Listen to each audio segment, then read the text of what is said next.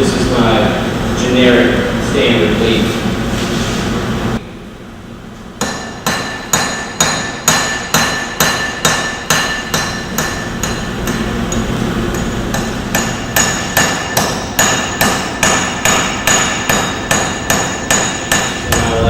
Take it and make the square stem round.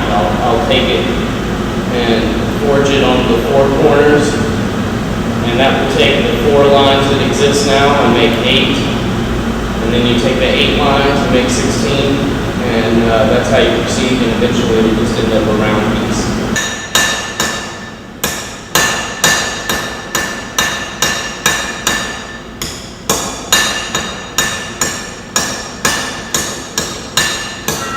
Lay it face first down into the teaspoon side. Just tap it from the back side down into the mold.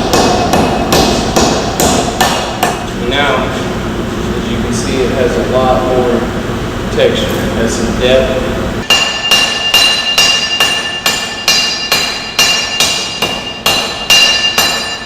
Just bend that thing and it should snap right off. There it is. Finished leaf.